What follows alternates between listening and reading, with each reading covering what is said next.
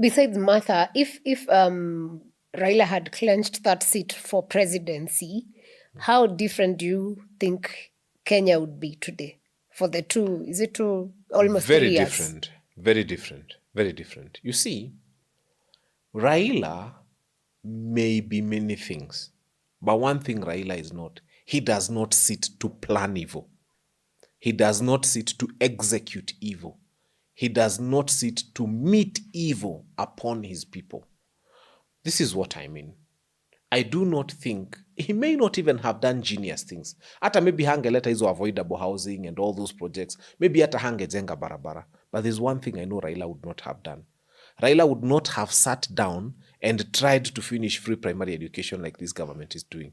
He would not have sat down and come up with a plan to say that Treasury should announce that there is no money to give capitation to school. Raila Odinga would not have come up with this funny university funding model.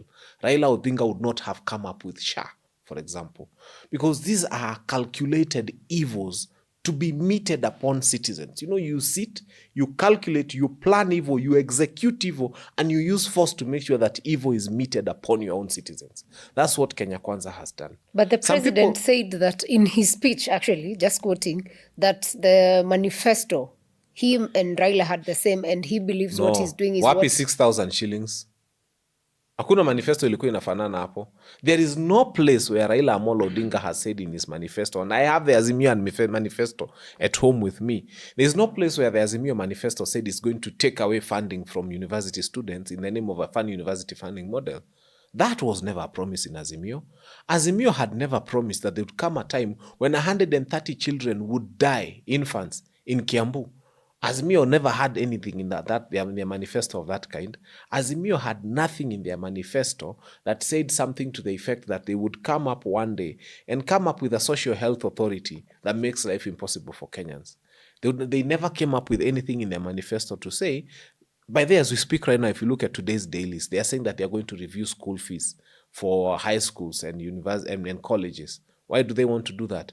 To cater for inflation. Who's going to pay that? Parents. Yani school fees inaenda kuongezwa January.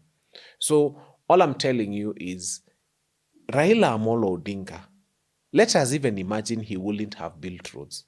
Let us even imagine he wouldn't have built affordable housing. But there's one thing Raila would not have done. He would not have planned, executed, and meted evil upon his own people. The Gen Zs are not unaware of what Raila's contribution is. They are not unaware. I mean, we were aware of Matiba's contribution, and he contributed during the time of the generations before us. We were aware of what Akina Charles Rubia did. We were aware of what Timothy Njoya did. We were aware of those many people who came before Raila Amolo Odinga and what they did in that space, including Wangari Maathai, to help in the democratization of our spaces. So it's not that Gen Zs are not aware. It's just that they felt that this one, where they had put their lives on the line, they felt that he had betrayed them. They felt that he shouldn't have joined William Ruto. They felt that William Ruto should have been left to carry his own cross. And by the way, at the time he was joining, the demonstrations had subsided. The young people were not on the streets when he joined. Remember, this happened on June 25th. He joined government around July, in the month of July 25th or July 30th, thereabout. So it's not like Gen Zs were on the streets anymore. It was just a convenient time to join government. Gen Zs were not on the streets anymore. They had left. And then in March of 2025, that is many, many more years, that's when they come and sign the 10-point agenda. And they declare that they are formally working together. So how does joining government in March of 2025 relate with protests in June the previous year? It was just convenience.